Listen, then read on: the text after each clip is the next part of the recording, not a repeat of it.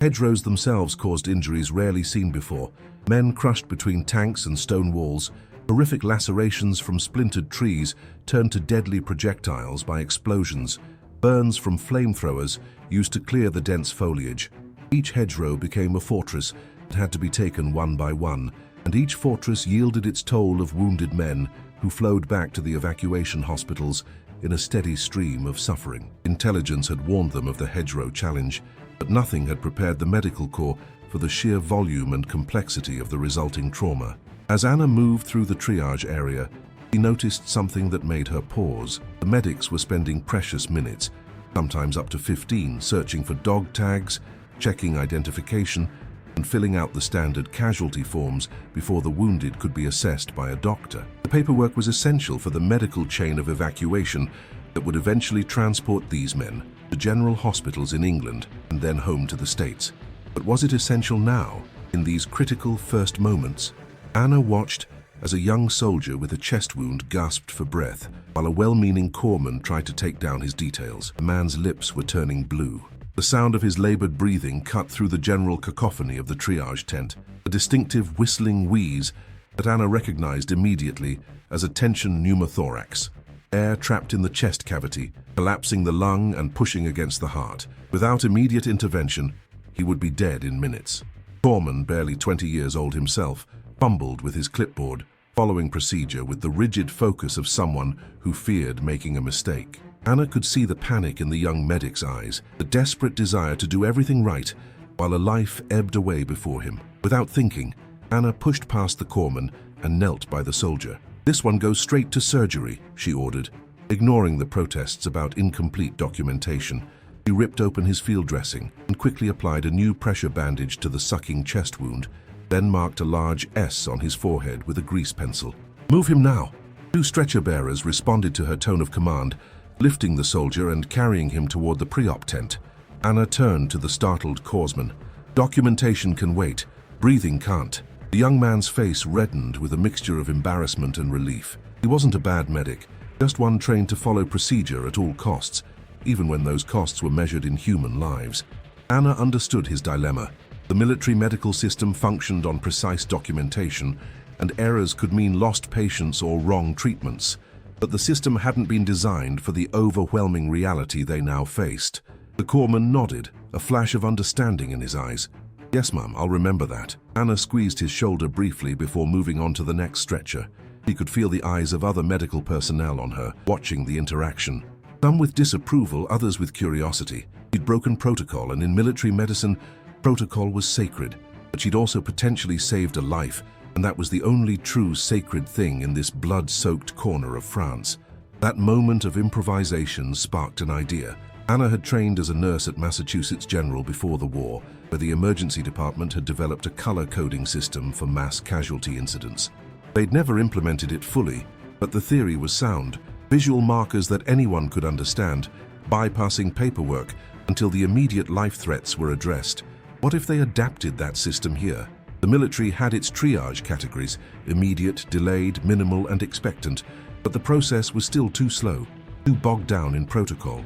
Anna's mind raced through the possibilities as she moved automatically from patient to patient. At Mass General, they'd discussed using colored armbands during disaster drills, but armbands could slip off, get lost, or be confused in the chaos of a mass casualty event. Here in the field, with mud and blood everywhere, they needed something more direct, more immediate, something that would stay with the patient through the evacuation chain. The idea crystallized as she glanced at her own hands, stained with the grease pencil mark she'd made earlier. Foreheads, visible to everyone, impossible to miss, unlikely to be obscured by bandages or blankets. The simplicity of it made her breath catch. It couldn't be that easy, could it?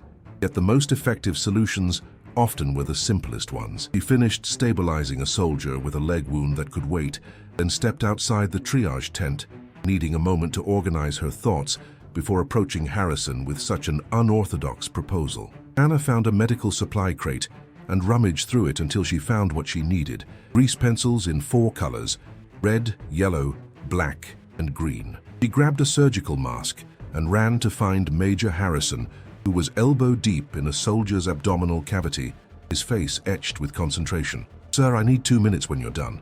Harrison didn't look up. "Make it 1 minute, Lieutenant. That's all any of us have." His hands moved with practiced precision, clamping a bleeder, his focus absolute. Anna watched, reminded again of his reputation as one of the finest surgeons in the Army Medical Corps. Despite his exhaustion, his movements showed no hesitation, no tremor. This was why he'd been chosen to lead the 128th, this combination of skill and stamina.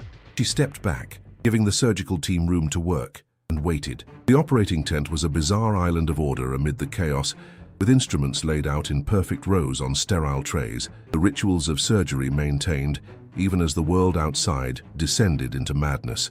4 operating tables were arranged in a tight square, each with a team working frantically to repair what war had torn apart. The metallic clank of instruments, the murmured requests for clamp or suture, steady drip of plasma, all created a rhythm as familiar to Anna as her own heartbeat. This was her world now, this desperate race against time and trauma, this endless effort to put broken men back together.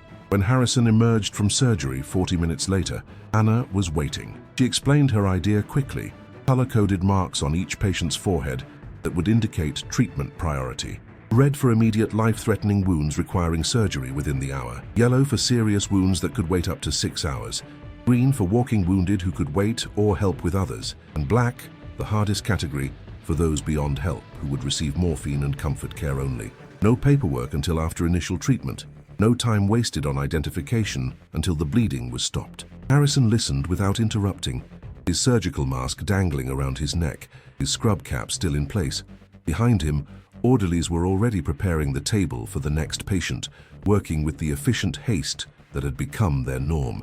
Anna finished her explanation, acutely aware of the seconds ticking away, of the lives hanging in balance while they had this conversation. She'd kept it brief, focused on the practical benefits rather than the theoretical underpinnings. Harrison didn't need a lecture on triage theory. He needed a solution to the immediate crisis of too many patients and too little time. Harrison's exhausted eyes showed skepticism. That's not protocol, Coleman.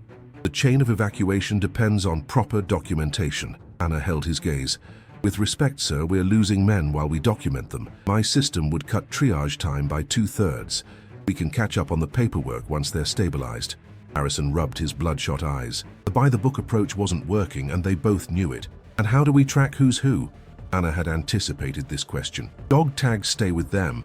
Once they're stabilized, we assign a serial number to the color mark that links to their paperwork. We can create a master log after the fact. He could see him working through the logistics in his mind, the careful analysis that made him both a brilliant surgeon and a cautious commander. And what about orders from higher up? Colonel Matthews has been adamant about maintaining documentation standards. This was a valid concern. Matthews, the theater's chief surgeon, was a stickler for protocol, a man who believed that proper documentation was as essential to saving lives as proper treatment. Sir, with all due respect to Colonel Matthews, he's not here. We are. And we're watching men die while we fill out forms. If it works, we can present it to him as a success. If it fails, I take full responsibility. The last part was a calculated risk. Anna knew that if her system failed catastrophically, her career in the Army Nurse Corps would be effectively over. But she'd come to France to save lives, not to protect her career prospects. And every minute they delayed meant another soldier might die unnecessarily. Perhaps it was exhaustion or desperation, or the recognition that conventional approaches were failing, but Harrison gave a curt nod. You have until 0600 to prove it works. If it doesn't, we go back to standard protocol. It was a small window, just 4 hours, but it was enough. Anna gathered the triage nurses and corpsmen, explaining the system in less than 5 minutes. Some looked dubious, others relieved at the simplicity. There was no time for extensive training or questions. The next wave of casualties was arriving, ambulances churning through the mud, their red crosses barely visible through the grime of the Norman countryside. The first real test of the Coleman method was about to begin, and Anna felt a flutter of anxiety beneath her professional calm. Theory was one thing, practice was another entirely. She'd seen too many promising medical innovations fail under field conditions to be overconfident. But she'd also seen too many men die while waiting for treatment to accept the status quo. He distributed the colored pencils, giving brief instructions on assessment criteria. Remember, this is about immediate survival needs, not long-term prognosis. Red is for anyone who will die within an hour without surgery. Yellow can wait up to 6 hours. Green can wait or help others. Black is comfort care only. If you're unsure, tag up, not down. Better to have a yellow case treated too soon than a red case treated too late. The team nodded, faces serious beneath the splattered mud and blood that had become their constant companions. No one asked what would happen if Harrison decided the experiment had failed. They all knew the stakes. The color-coding system was implemented immediately. As stretchers arrived, nurses or corpsmen would spend no more than 30 seconds with initial assessment, then mark the patient's forehead with the appropriate color. Red cases went directly to pre-op, bypassing the documentation station entirely. Yellow cases were moved to a designated stabilization area where they received plasma, antibiotics, and pain management while awaiting surgery. Green cases were directed to a separate tent, where many helped tend to others with similar minor wounds. And the black-marked patients, these were the hardest, were moved to a quiet area where a chaplain and a nurse ensured they wouldn't die in pain or alone. The simple visual system created an immediate order from chaos. Medical personnel could see at a glance where each patient belonged in the treatment sequence without needing to consult clipboards or ask questions. The red marks became beacons that drew immediate attention, while the green marks allowed overtaxed doctors to focus their energies where they were most needed. The system's simplicity was its greatest strength. In the noise and confusion of the evacuation hospital, complex protocols often broke down, but even the most exhausted medic could understand and implement a color code. Anna moved through the organized chaos, making adjustments, answering questions, reassessing patients whose conditions had changed. A yellow could deteriorate to red if shock set in. A red could stabilize to yellow with proper initial treatment. The dynamic nature of trauma required constant vigilance, and the color marks made changing priorities immediately visible to everyone. The first hour was a blur of activity. Anna lost track of how many foreheads she marked, how many pulses she checked, how many wounds she assessed. The rain continued to fall, occasionally drumming so hard on the canvas tents that communication became nearly impossible. They worked by gesture then, pointing to colors, holding up fingers to indicate needs. 1 finger for plasma, 2 for morphine, 3 for a surgical team. The non-verbal communication evolved spontaneously, born of necessity and common purpose. Through it all, Anna kept one eye on the clock. Harrison's deadline loomed, and she knew he would want data, not just impressions. He assigned a corpsman to track processing times, counting how many casualties moved through triage per hour compared to their previous rates. Another nurse kept records of mortality in the triage area, the number of men who died while awaiting treatment. These were the metrics that would matter to Harrison, the numbers that would determine whether her improvisation became standard practice or was abandoned as a failed experiment. But Anna's focus remained on the individual patients, not the statistics. Each color mark represented a human life, a young man far from home, fighting not just the Germans now, but his own broken body. She refused to let them become mere numbers, mere data points in her professional experiment. This duality of focus, on both the system and the individuals within it, was the essence of good nursing as Anna understood it. By the second hour, the initial chaos had given way to a grim efficiency. The color-coding system was working better than even Anna had hoped. Triage times had been cut dramatically, with most assessments taking less than 20 seconds. The pre-op tent was receiving critical patients faster, and the surgeons reported that they were getting red cases on the table while still in treatable condition, rather than already slipping away. Even the documentation issue was resolving itself.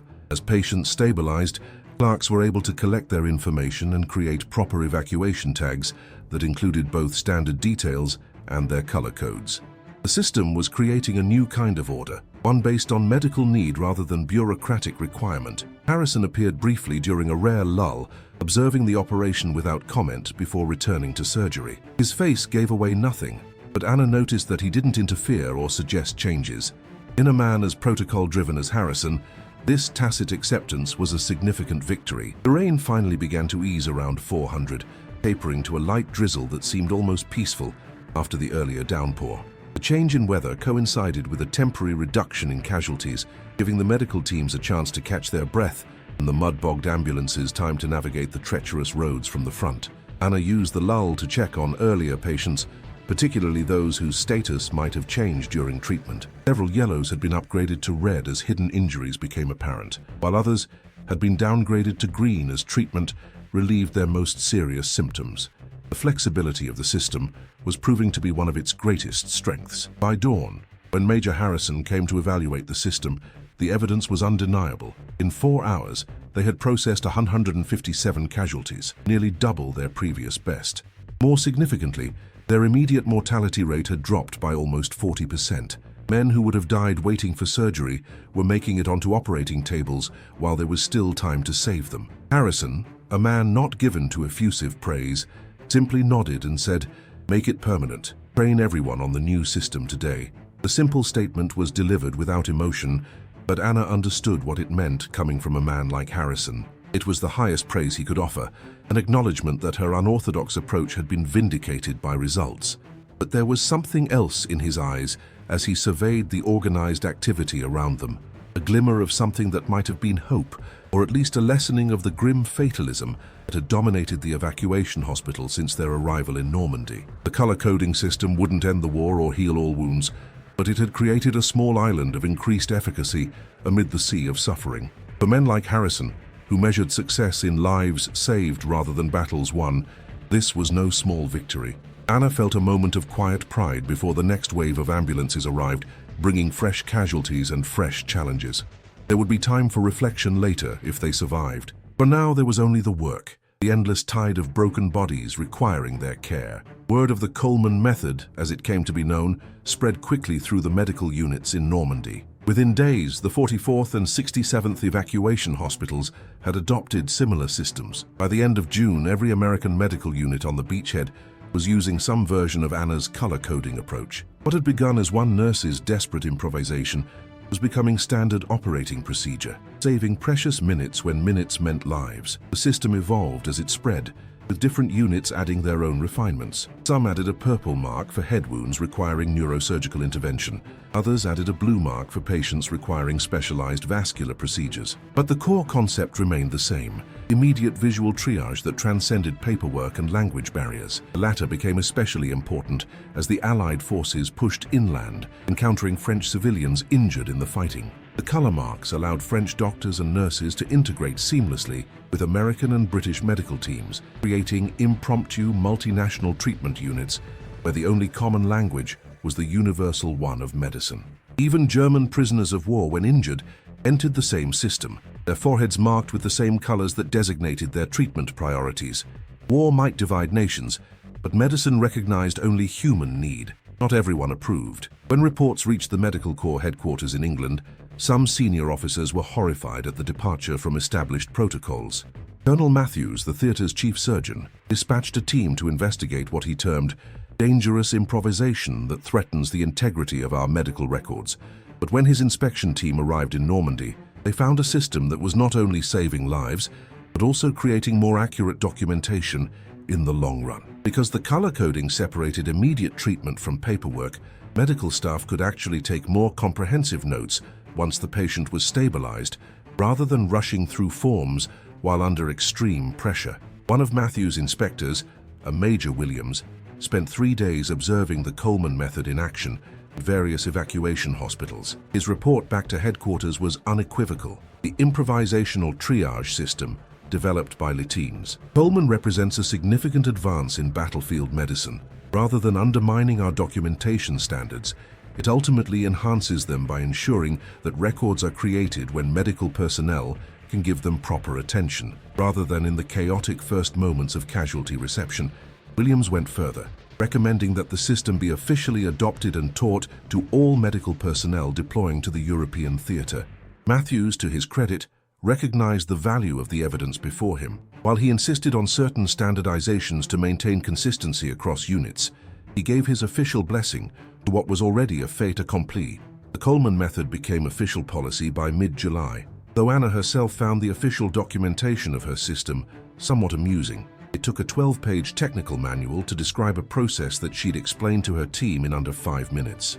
The Norman summer wore on, hot and humid, perfect breeding conditions for infection in battlefield wounds. The fighting moved inland, but the casualties continued. The hospitals followed the front, dismantling their tent cities and rebuilding them closer to the action, a grueling process that left medical personnel even more exhausted. Through it all, the color-coding system evolved. Nurses added a small number in the corner of each color mark, creating a shorthand that indicated specific injury types: 1 for head wounds, 2 for chest, 3 for abdomen, and so on. This allowed surgical teams to prepare appropriate equipment before the patient even arrived in pre-op. The visceral reality of the evacuation hospitals was a far cry from the antiseptic training environments where most of the medical personnel had learned their skills. Blood soaked through surgical gowns and splashed onto boots. The sound of pain was constant, a background drone punctuated by sudden cries when morphine wore off or a dressing was changed. The smell combined antiseptic, blood, gangrene, unwashed bodies, and the omnipresent mud into a distinctive odor that many would forever associate with their war experience. Yet amid this sensory assault, the colored marks provided visual anchors, points of order and meaning in the chaos. Red meant immediate action, yellow meant vigilant waiting, green meant relief, both for the patient who would recover and for the medical staff who could focus elsewhere, and black meant the hardest lesson of war medicine, that not everyone could be saved, and that sometimes the most humane care was comfort in dying rather than futile attempts at rescue. By August, as Allied forces broke out of Normandy and began their race across France, Anna's system had saved an estimated 1,200 lives across the theater, men who would have died under the previous protocols. The Medical Corps officially adopted a standardized version, dubbing it the Rapid Assessment Priority Indication Design, though everyone still called it the Coleman method. Lieutenant Anna Coleman herself received little official recognition beyond a Bronze Star, the citation for which mentioned her organizational innovations without specifics. Like many nurses in World War II, her contributions were considered simply part of her duty. The lack of recognition didn't bother Anna. She hadn't developed the system for accolades, but to save lives, and in that, she had succeeded beyond what anyone, including herself, might have predicted. The Bronze Star joined other medals in a box she rarely opened, physical reminders of experiences she preferred not to revisit in her darker moments. War had changed her, as it changed everyone who encountered its terrible reality. She had learned to make life and death decisions in seconds, to function without sleep for days at a time, to maintain a professional demeanor while witnessing suffering that defied description. These lessons had forged her into a different kind of nurse than she had been before, harder in some ways, more compassionate in others, and unwaveringly pragmatic in her approach to patient care. The idealistic young woman who had volunteered for the Army Nurse Corps after Pearl Harbor had been replaced by a battle-tested veteran who understood that sometimes perfect would be the enemy of good enough when lives hung in the balance. The true impact of Anna's innovation wouldn't be fully realized until years after the war, when emergency medicine emerged as a distinct specialty. The concept of color-coded triage became a cornerstone of disaster response and mass casualty management worldwide. Modern emergency departments, ambulance services, and disaster medical teams all use systems descended from that rainy night in Normandy, when one exhausted nurse decided that saving lives was more important than following protocol. The evolution of Anna's system demonstrates how battlefield necessity can drive medical innovation in ways that peacetime practice cannot. The pressure of war, its volume of casualties, its resource limitations, its imperative to adapt or fail, creates a crucible in which new approaches are tested with an urgency and scale impossible to replicate in controlled studies. Many of the advances in trauma care that we now take for granted emerged from similar moments of battlefield improvisation. The widespread use of penicillin, the development of blood banking and transfusion protocols, the refinement of shock treatment and fluid resuscitation. These innovations, born of desperation on blood-soaked fields, found their way into civilian medicine in the post-war years, saving countless lives far removed from the conflicts that spawned them. This is perhaps the only redeeming aspect of war's terrible cost, that the knowledge gained through treating its victims can ultimately benefit humanity at large. The human cost of the innovation was less visible in official records. Anna Coleman never spoke publicly about the black marks, the men designated as beyond saving, and how it felt to make those decisions. Like many medical personnel who served in combat zones, she carried those memories silently. According to her colleagues, she would sometimes wake in the night for years afterward, calling out colors in her sleep. The weight of those life and death decisions never fully lifted from her shoulders. One story, related by a fellow nurse years later, offers a glimpse into this burden. During a particularly heavy influx of casualties in late July 1944, Anna had marked a young soldier with a black grease pencil. His wounds, extensive chest and abdominal trauma from a mine explosion, were deemed non-survivable in the field conditions of the evacuation hospital. Standard procedure for black-tagged patients was to move them to the designated comfort care area, where they received morphine for pain and the presence of a nurse or chaplain during their final hours. But as orderlies prepared to move this particular soldier, he reached up and grasped Anna's wrist with surprising strength. "Am I going to die, ma'am?" he asked, his voice barely audible above the noise of the triage tent. The moment presented the ethical dilemma faced by all medical personnel in such situations, whether to offer honest but potentially devastating truth, or comforting but ultimately false hope. Anna chose a middle path. "We're going to make sure you're not in pain," she said, holding his gaze, "and you won't be alone." The soldier nodded slowly, understanding what wasn't being said. Then, remarkably, he smiled slightly. "Thank you for not lying to me." He died 3 hours later, with Anna at his side despite the dozens of other patients demanding her attention. He had broken her own rule about not becoming personally involved with the black-tagged patients, recognizing that sometimes the human need for connection outweighed clinical efficiency. This duality, maintaining the system she'd created while acknowledging its limitations in addressing the full spectrum of human suffering, characterized Anna's approach throughout the war. The last major test of the Coleman method during the war came during the Battle of the Bulge, when German forces launched a surprise counteroffensive in December 1944. American field hospitals were suddenly overwhelmed with casualties in bitter winter conditions. Medical supplies froze, plasma became scarce, and hypothermia complicated every aspect of treatment. Yet the color-coding system allowed medical units to maintain order amid chaos, processing casualties efficiently even when everything else was failing. One surgeon from the 107th Evacuation Hospital later wrote, "When all else went to hell in the Ardennes, we still had Coleman's colors to guide us. I'm convinced they saved more lives than penicillin that winter." The bitter cold presented unique challenges. Grease pencils had to be warmed before use. Foreheads had to be wiped free of ice and snow before marking. Sometimes the marks had to be placed on bandages rather than skin when facial wounds were involved.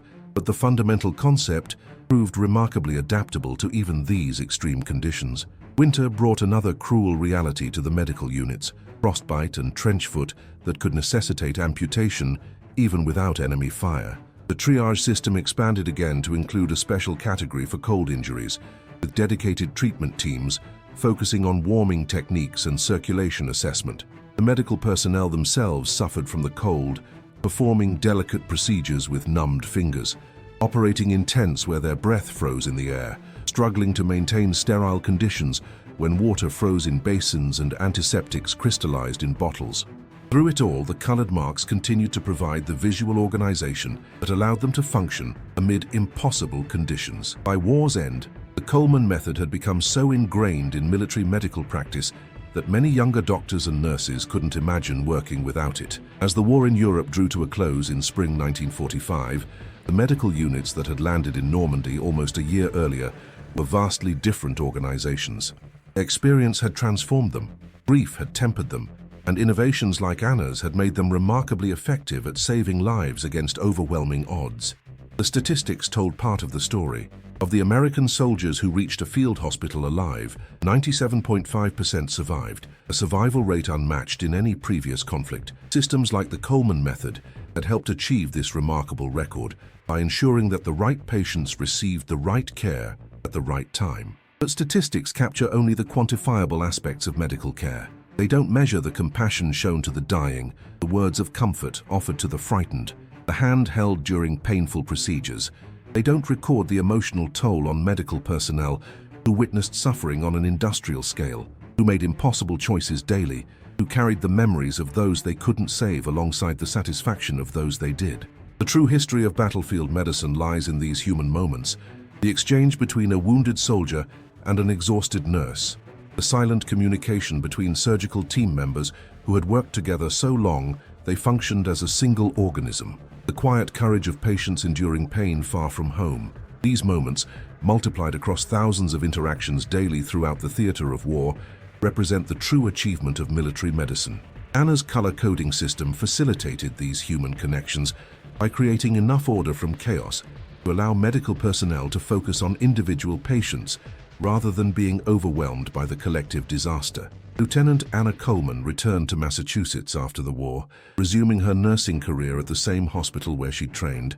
She rarely discussed her wartime experiences, though colleagues noted that she maintained an almost obsessive focus on efficiency in emergency situations. She continued to refine her triage concepts, publishing several papers in nursing journals that influenced the development of modern emergency care. When asked about her contributions years later, she typically shrugged and said, "We all did what was necessary. I just used colored pencils to do it." This characteristic understatement belied the profound impact of her innovation. In the decades following the war, as emergency medicine evolved into a distinct specialty, the principles behind the Coleman method became foundational to disaster response protocols worldwide. The simple concept, visual markers indicating treatment priority, bypassing paperwork until life-threatening conditions are addressed, proved adaptable to contexts far removed from the battlefields of Europe. Civilian disasters like earthquakes, hurricanes, and industrial accidents created similar challenges of multiple casualties with limited resources, and Anna's system provided a template for managing such situations effectively. The colored triage tags used today in emergency response, typically using the same red, yellow, green, and black color scheme, are direct descendants of the grease pencil marks Anna first applied on that rainy night in Normandy. Though the implementation has become more sophisticated, with barcodes, electronic tracking, and computerized patient management, the core concept remains unchanged. Immediate visual prioritization that transcends paperwork, language barriers, and the chaos of mass casualty events. The legacy of that rainy night in Normandy extends far beyond the lives saved during World War II. Today, every major disaster response system in the world incorporates some version of color-coded triage. From earthquake zones in Haiti to hurricane recovery in New Orleans, from terrorist attacks in European capitals to battlefield hospitals in more recent conflicts, the fundamental concept remains the same. Visual markers that transcend language and paperwork, allowing medical personnel to instantly prioritize care when seconds count. Modern systems use more sophisticated tools, electronic tags, barcodes, and digital tracking, but the core principle that Anna Coleman discovered in desperation remains unchanged. The simplicity is its greatest strength, allowing implementation even when technology fails or isn't available. In the most austere conditions, remote areas without electricity, regions devastated by natural disasters, conflict zones with minimal infrastructure, the basic color coding approach still functions effectively. This adaptability ensures that Anna's innovation continues to save lives in contexts she could never have imagined when she first picked up those colored grease pencils in a mud-soaked field hospital. The colored markers create a universal language of medical priority, instantly understandable, whether in the sophisticated trauma centers of major urban hospitals or the makeshift clinics of refugee camps. This universality is perhaps the most significant aspect of Anna's legacy, the creation of a system so intuitive and effective that it transcends cultural, linguistic, and technological boundaries. Perhaps the most fitting testament to her innovation came 50 years after D-Day, when Anna, then in her 70s, was finally recognized at a ceremony honoring medical personnel from the Normandy campaign. A retired army surgeon who had served at the 128th approached her with tears in his eyes. "I was a young resident when you started using those colored marks," he told her. "I thought you were crazy at first, but I've spent my entire career teaching new doctors your method. It saved more lives than anyone could count." Anna, never comfortable with praise, simply smiled and replied, "It wasn't about counting. It was about making every life count when we didn't have time to count." In those few words, she captured the essence of battlefield medicine, the constant tension between treating masses of casualties and honoring the humanity of each individual patient. The color coding system had helped square that impossible circle, creating enough efficiency to allow for moments of human connection amid overwhelming demand. The former surgeon wasn't the only one who sought out Anna at that ceremony. Throughout the day, medical personnel who had served in Normandy approached her, sharing stories of how her system had affected their work and lives. One nurse, who had gone on to train emergency responders after the war, credited the Coleman method with inspiring her entire post-war career. "You showed us that innovation doesn't have to be complex to be revolutionary," she told Anna. "Sometimes the simplest solutions are the most powerful." This theme, the power of simplicity in crisis, emerged repeatedly in the tributes offered that day. In an era increasingly enamored with technological solutions, Anna's grease pencil marks stood as a reminder that human ingenuity often requires nothing more than clarity of purpose, and the courage to challenge established protocols when they no longer serve their intended purpose.